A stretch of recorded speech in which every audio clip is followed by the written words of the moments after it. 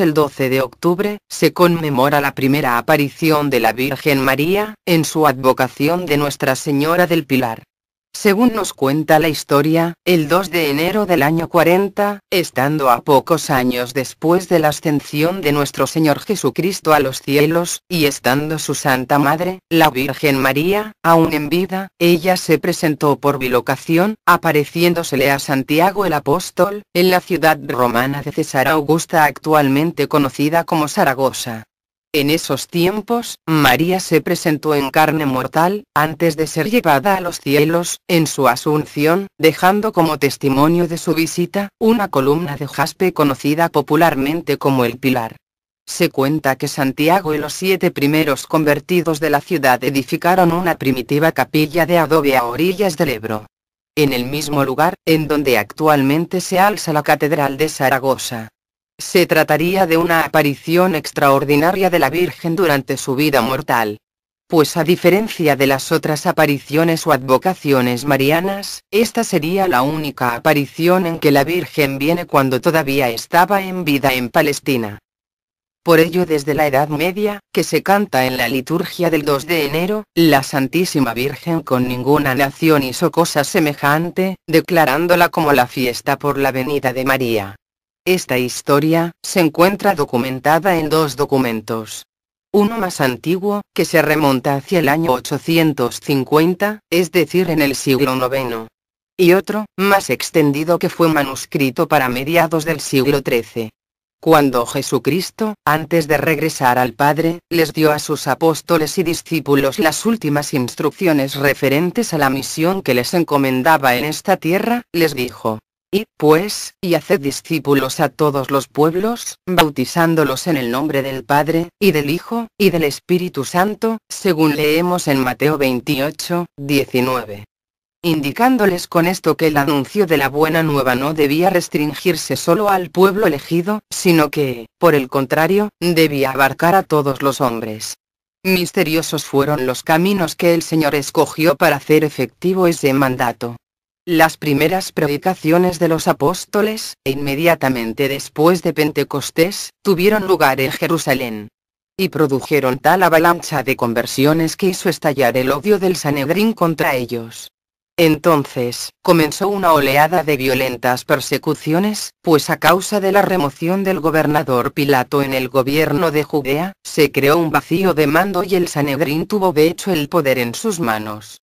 Por eso, muchos cristianos se vieron obligados a huir hacia otras tierras, llevando con ellos el testimonio de una fe acrisolada por las probaciones. Eran la levadura que empezaba a penetrar en la masa del mundo pagano para transformarlo desde dentro por completo.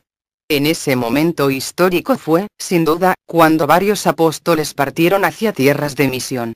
Y a uno de ellos, como lo había profetizado el Maestro, le tocó viajar hasta el confín de la tierra, según Hechos 1, 8, conocida por aquel entonces, hasta el mismo Finisterre, delimitado por las mitológicas columnas de Hércules. Esas eran las tierras de la Hispania, una de las más prósperas colonias del imperio, rica en recursos minerales y cuya gente se había integrado en la estructura administrativa y cultural de Roma. Fue así, como le correspondió este encargo a Santiago el Mayor, hijo de Zebedeo. El que recibe expresamente la bendición de la Virgen María para predicar el Evangelio en toda la región de la Finisterrae. El apóstol debió llegar a la península ibérica a bordo de algún barco fletado por judíos de la diáspora, pues numerosos escritos de la antigüedad cristiana mencionan, desde el siglo III, aspectos de su presencia en esa región. San Santiago atraviesa Asturias hasta Galicia y de allí parte hacia Castilla, pasando por Aragón en la ciudad de Zaragoza, en las riberas del Ebro, donde predicó durante muchos días y entre los muchos convertidos, eligió como acompañantes a 8 hombres. Muy poco se conoce, no obstante, sobre las circunstancias de su predicación. Al respecto del lugar en que el apóstol arribó y el recorrido que siguió, los datos disponibles permiten tan solo aventurar hipótesis. Sin embargo, se puede dar por sentado que en el año 40 se encontraba en la ciudad de Xara Augusta, la actual Zaragoza, en donde, después de mucho laborar en sus actividades misioneras, había obtenido frutos muy modestos. Según consta, solo 7 familias habían abrazado la fe en Cristo en toda la nación. Estas lo acompañaban en sus lides por la expansión del reino. Grande tuvo que ser la probación por la que el Hijo del Trueno, tal como se le llama a San Santiago el Apóstol a causa de su carácter vehemente e impetuoso, al constatar unos resultados misioneros tan por debajo de los anhelos de un alma fogosa como la suya, que había sido testigo de las grandes maravillas del Hijo de Dios, más las predicaciones en Jerusalén, con multitudes enteras convirtiéndose a la ley evangélica. Y bien podemos suponer que el demonio del desánimo hubiera llamado a las puertas de su corazón, confianza y oración eran las únicas armas a su alcance en esta difícil coyuntura, y se dispuso a usarlas. La madrugada del 2 de enero del año 40, el apóstol Santiago salió del recinto amurallado de Xara Augusta para ir a la orilla del río Ebro a rezar los salmos del Dios verdadero, costumbre judía que los primeros cristianos aún conservaban. Seguramente estaría pensando en el desdén con que los habitantes de aquella ciudad, inmersos en el paganismo y en el vicio, despreciaban la invitación a la verdadera vida. Había llegado el momento escogido por la providencia para marcar por los siglos a la península ibérica. De repente, una intensa luz envolvió el ambiente y una gran multitud de la milicia celestial se hizo visible. Pero aquella fabulosa visión, que contrastaba con la dura prueba por la cual estaba pasando el apóstol, no era sino el marco de lo que vendría enseguida. María Santísima, la Madre de Jesús, que aún estaba viva y moraba en Jerusalén, llegaba sobre una nube traída por manos angélicas hasta el sitio donde se encontraba Santiago. Junto a ella, otros espíritus celestiales portaban una columna de jaspe, de la altura de un hombre y de un palmo de diámetro. La pusieron en el suelo y la Virgen se posó sobre ella, saludando con afecto al intrépido apóstol, que contemplaba extasiado el inaudito espectáculo.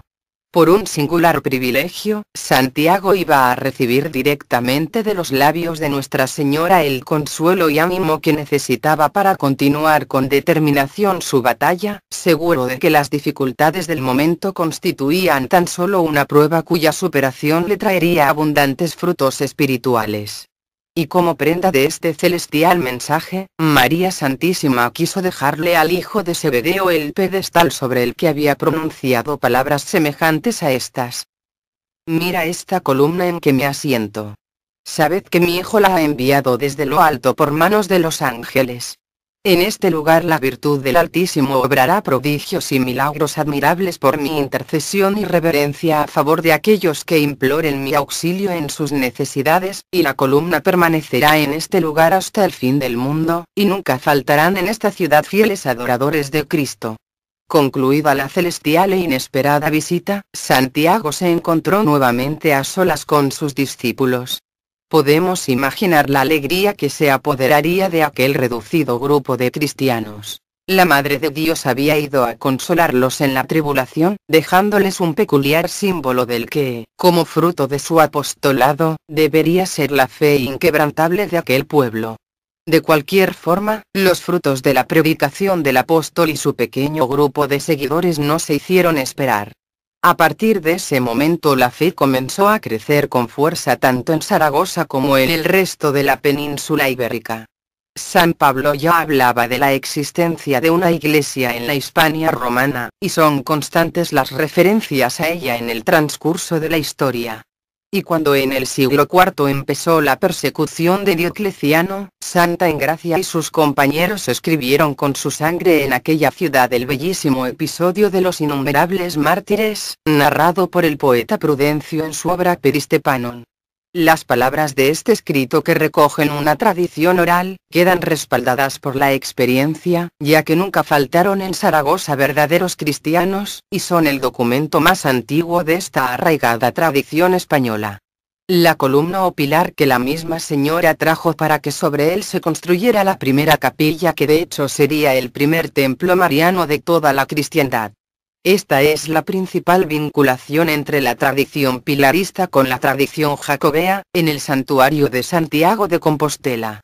Por ello, Zaragoza y Compostela, el Pilar y Santiago, han constituido dos ejes fundamentales, en torno a los cuales ha girado durante más de un milenio, la espiritualidad cristiana en la península ibérica, lo cual es conocido por todo el mundo cristiano.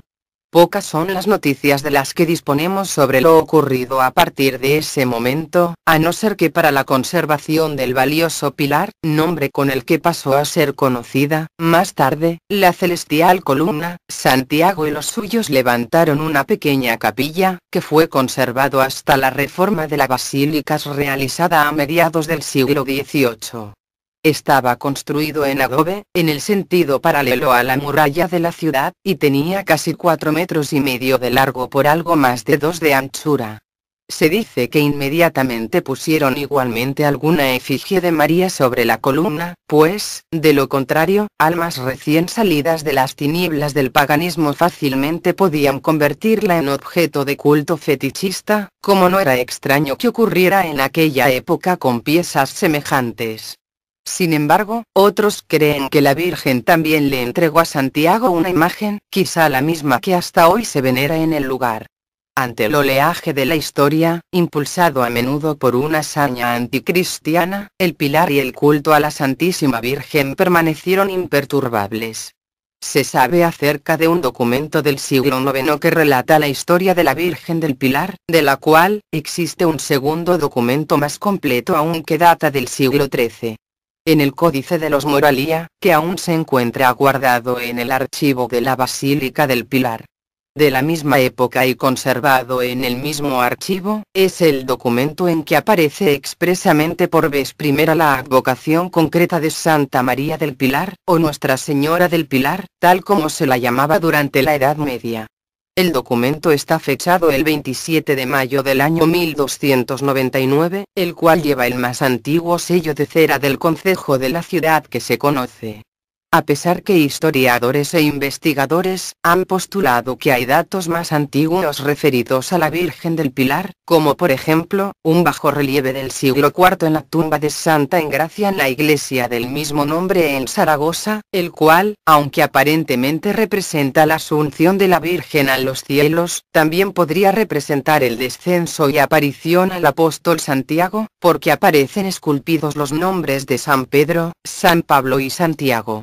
En el año 877, un monje francés de Saint-Germain-des-Prés, Aymoino, redacta unos escritos acerca de la traslación de San Vicente, en donde se nos narra que este obispo de Zaragoza había hecho depositar en el año 855 los restos del diácono San Vicente en la iglesia de Santa María, que probablemente corresponde a la iglesia de Nuestra Señora del Pilar. Para 1118, fecha de la reconquista cristiana de la ciudad de Zaragoza, el Papa Gelasio II emite una bula que concede indulgencias a quienes contribuyan económicamente a la restauración de aquel antiguo templo dedicado a la Madre de Dios, que había sido destruido por los sarracenos. En 1438 se escribió el Libro de los Milagros, atribuidos a la Virgen del Pilar, que contribuyó enormemente a fomentar la devoción a Nuestra Señora. Según la tradición, la Virgen María habría realizado varias promesas en el año 40 de nuestra era. Permanecerá este sitio hasta el fin de los tiempos para que la virtud de Dios sobre portentos y maravillas por mi intercesión con aquellos que en sus necesidades imploren mi patrocinio. He aquí, hijo mío Jacobo, el lugar de mi elección.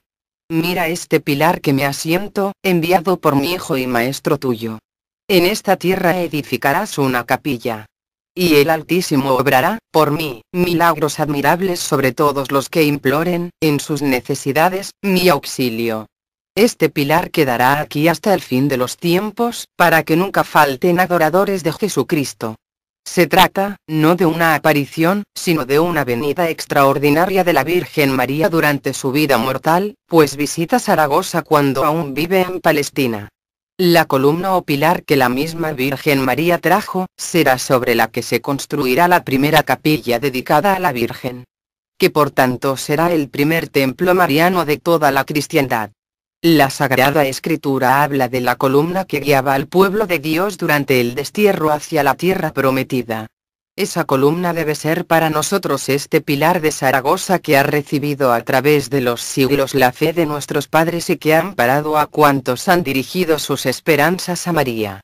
Debemos recalcar que la vinculación de la tradición pilarista está estrechamente unida con la tradición jacobea. Es decir, tanto Zaragoza y Compostela, como el Pilar y Santiago, han constituido dos ejes fundamentales de la espiritualidad en la península ibérica, que han atraído a lo largo de los siglos, a peregrinos tanto españoles como extranjeros de todas partes del mundo. Santiago Apóstol. El apóstol que la tradición cristiana llama Santiago el Mayor, era uno de los dos hijos de Zebedeo y Salomé. Su hermano fue Juan el Evangelista, también apóstol. Santiago fue uno de los 12 apóstoles de Jesús. Hijo del Zebedeo, trabajó como pescador hasta que escuchó la llamada de Jesucristo. Por su carácter vehemente e impetuoso se le ha denominado hijo del trueno. La tradición le identifica como el apóstol que evangelizó la península, aunque muere mártir en Palestina. La historia que se relata en Santiago de Compostela, afirma que San Santiago, luego de su martirio, fue trasladado hasta las tierras que evangelizó, siendo enterrado en Compostela, donde se descubre su tumba en el siglo IX. En la Biblia, lo encontramos invitado a ser apóstol por Jesús junto a su hermano, casi inmediatamente después de Pedro y Andrés, y llamándolos a hacerse pescador de hombres, fue uno de los apóstoles que tuvo una relación más íntima y cercana con el Hijo de Dios.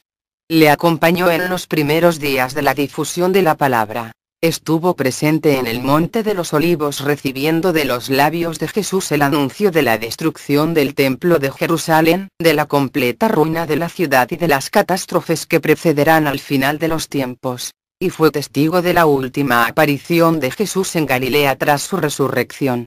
San Santiago murió, entre los años 41 y 44, decapitado por orden de Herodes Agripa, cuando el rey de los judíos, en un intento postrero e inútil de conseguir la confianza de Roma, intensificó la persecución hacia las primeras comunidades cristianas. Según la tradición, a la muerte de Jesús los apóstoles se repartieron los lugares en que debían predicar, correspondiéndole a Santiago, Hispania y las regiones occidentales. El apóstol recorrió Asturias, Galicia, Castilla y Aragón predicando la palabra de Dios con escaso éxito. Relatando además que durante esta misión se le apareció la Virgen junto al Ebro, sobre una columna, y allí se le ordenó construir una iglesia. Tras su martirio, su cuerpo fue repatriado en barco por sus discípulos desde Jerusalén hasta Iria Flavia, en el Finisterre, en la Hispania romana. Una vez decapitado, su cuerpo fue arrojado fuera de la ciudad como pasto de perros y fieras, pero sus discípulos al caer la noche, lo recogieron y lo llevaron al puerto de Jope, donde providencialmente apareció una embarcación aparejada y sin tripulación. Al séptimo día de navegación arribaron a la desembocadura del río Ulla, en Galicia. Al depositar el cuerpo del maestro en una gruesa roca, ésta cedió como si fuera de cera hasta convertirse en el sarcófago del santo. El día 12 de octubre de 1492 fue precisamente cuando las 3 carabelas de Cristóbal Colón avistaban las desconocidas tierras de América, lo que ha motivado que la Virgen del Pilar haya sido proclamada como patrona de la hispanidad, constituyendo el mejor símbolo de unión entre los pueblos del viejo y nuevo continente. Su fiesta se celebra con gran fasto en todas las naciones de habla hispana, especialmente en la ciudad de Zaragoza, donde miles de personas venidas de todo el mundo realizan una multitudinaria ofrenda floral a la Virgen. Esto motivó al Papa Clemente XII fijar la fecha del 12 de octubre para la festividad particular de la Virgen del Pilar, pero ya desde siglos antes, en todas las iglesias de España y entre los pueblos sujetos al rey católico, se celebraba la dicha de haber tenido a la Madre de Dios en su región cuando todavía vivía en carne mortal. Respecto a los muchos milagros atribuidos a la intercesión de la Virgen del Pilar, uno de los más impresionantes, es el ocurrido en Calando, un municipio agrícola situado a 100 kilómetros al sudeste de Zaragoza, en la vecina provincia de Teruel. En este lugar se produjo por intercesión de Nuestra Señora del Pilar, uno de los más impresionantes milagros del cristianismo. El protagonista de este prodigio fue Miguel Juan Pellicer Blasco, hijo de humildes labradores nacido en ese pueblo en la segunda década del siglo XVII. Cuando alcanzó la edad de trabajar se mudó a casa de un tío en Castellón de la Plana. Estando un día llevando una carreta muy cargada, tirada por dos mulas, se resbaló, cayó al suelo y una de las ruedas pasó por encima de su pierna derecha, fracturándole la tibia. Como los tratamientos aplicados no surtieron efecto, Miguel hizo un penoso viaje a Zaragoza, donde había un hospital más preparado para cuidar de su caso. Al llegar a la ciudad lo primero que hizo fue visitar a Nuestra Señora del Pilar, a cuyos pies se confesó y comulgó. Después ingresó en el Real Hospital de Nuestra Señora de Gracia, donde los médicos, al constatar el estado de la pierna, decidieron amputársela. De acuerdo con las prácticas vigentes en esa institución, el miembro fue enterrado en el cementerio del hospital, según consta en sus archivos. Condenado a vivir lisiado el resto de sus días e incapaz de mantenerse con su propio trabajo, Miguel empezó a subsistir de las limosnas que conseguía en la puerta de la basílica de su querida Virgen del Pilar. La figura del mendigo cojo en poco tiempo se hizo familiar a los feligreses que frecuentaban aquel templo donde él también, muy devoto, oía misa todos los días. Habiendo transcurrido 2 años, se acentuó en Miguel el deseo de volver a su tierra natal.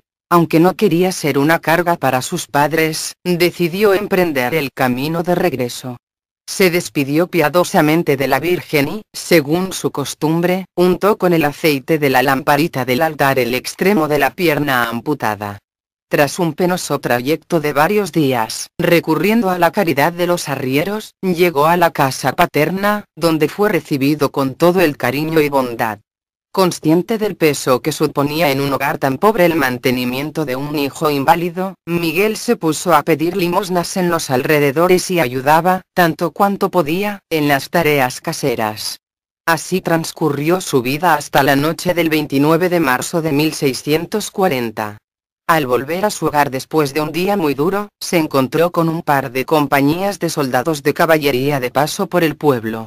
Se distribuyeron las casas para pernoctar y a la familia Pellicer le tocó hospedar a uno de esos militares al que, por hospitalidad, le cedieron la cama de Miguel Juan. El joven se dispuso a pasar la noche sobre una simple esterilla a los pies del lecho de sus padres. Se encomendó como de costumbre a Nuestra Señora del Pilar y se acostó temprano, pues la pierna enferma le dolía mucho por el esfuerzo hecho durante la jornada.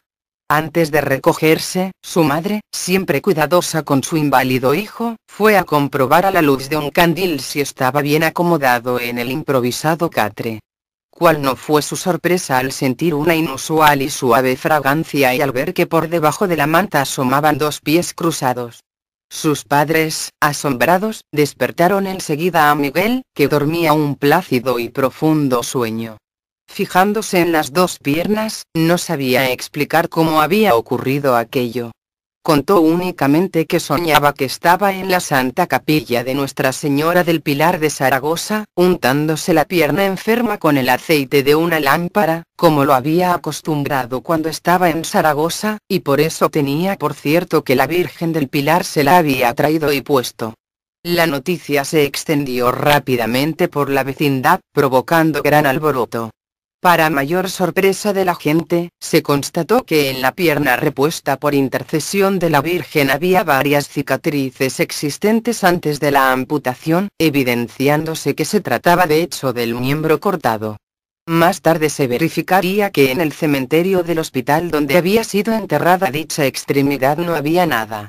Elocuente prefigura de la resurrección de la carne que tendrá lugar en los últimos días, 5 días después del milagro, con el concurso de numerosos testigos, se levantó acta notarial, cuyo original se conserva en el archivo del Ayuntamiento de Zaragoza.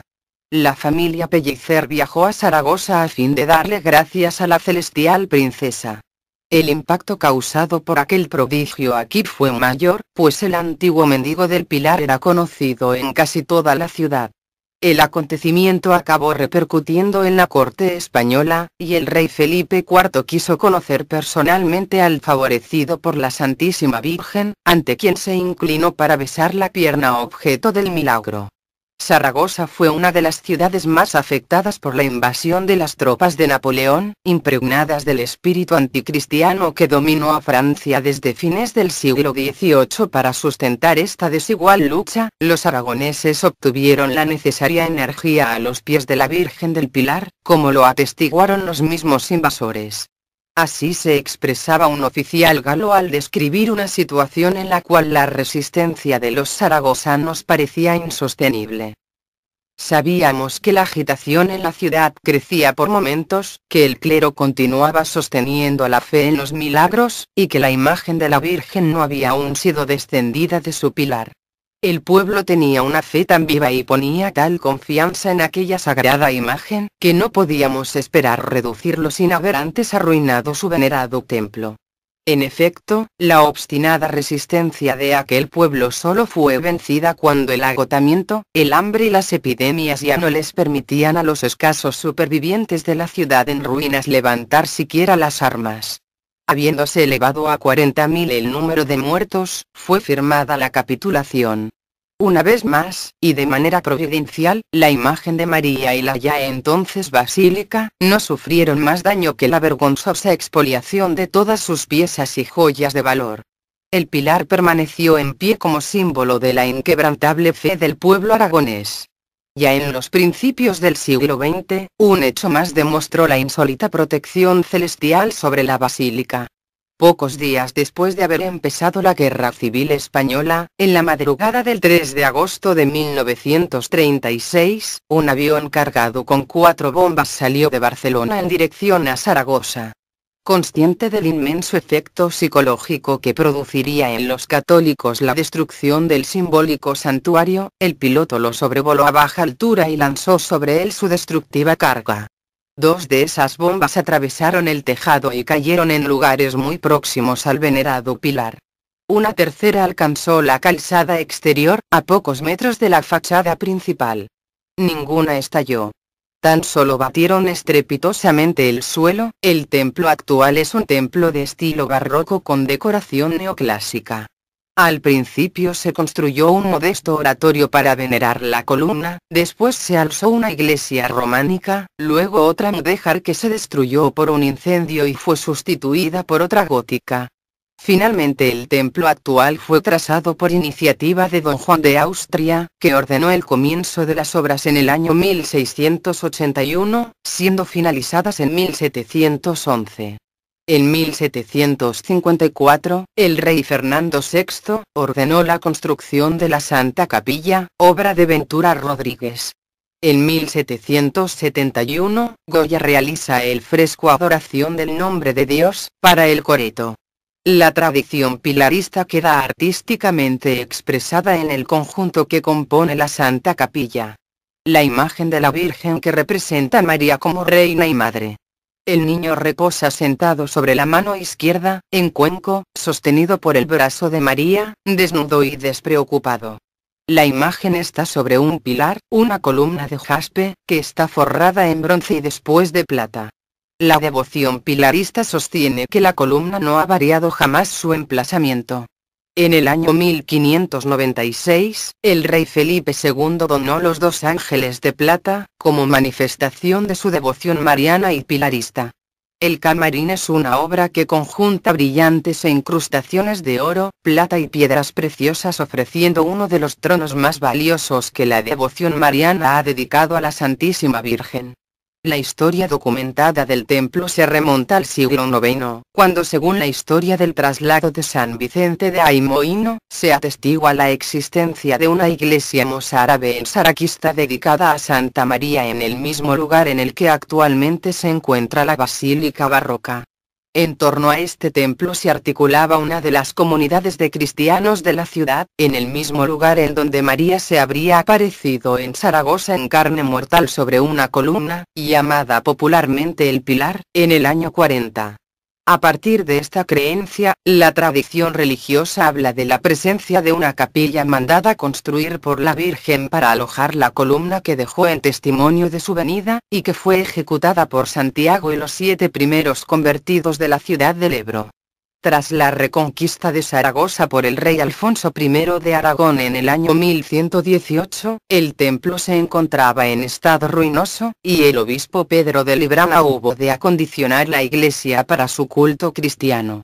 Tiempo después, comenzó en ese mismo lugar la construcción una iglesia románica cuyas obras no finalizaron hasta el siglo XIII. De esta época data la antigua Capilla del Pilar, situada en el interior de una sala en un claustro anexo al templo principal dedicado a María Santísima. La Capilla del Pilar está documentada por Diego de Espés en 1240 y era un recinto de culto independiente. Una bula del Papa Bonifacio VIII, fechada en el año 1297, confirma que ya se veneraba el pilar o columna, vinculado a la advocación de Santa María, uniéndose ambos cultos en el de Santa María del Pilar. En 1293 la iglesia ya se encontraba muy deteriorada y poco más tarde se emprende la construcción de un nuevo edificio gótico de estilo mudéjar, que se extendió hasta 1515, e incluía la realización del coro con su sillería labrada y el retablo del altar mayor, encargado a Damián Forment.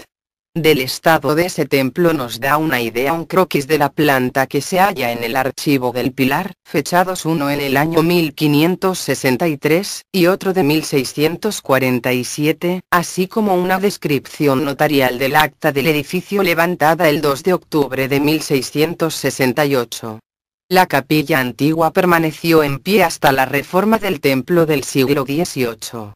Las oraciones más antiguas, recopiladas para la veneración de Nuestra Señora del Pilar, nos dice: Omnipotente y eterno Dios, que te dignaste concedernos la gracia de que la Santísima Virgen, Madre tuya, viniese a visitarnos mientras vivía en carne mortal, en medio de coros angélicos, sobre una columna de mármol enviada por ti desde el cielo, para que en su honor se erigiese la Basílica del Pilar por Santiago, protomártir de los apóstoles, y sus santos discípulos, te rogamos nos otorgues por sus méritos e intercesión todo cuanto con confianza te pedimos. Virgen Santa, Madre mía luz hermosa, claro día que la tierra aragonesa te dignaste visitar. Tus hijos repartidos por la tierra, te veneran por tu amor maternal y compasivo, favor implora te aclama y te bendice, abrazado a tu pilar. Pilar sagrado, faro esplendente, rico presente.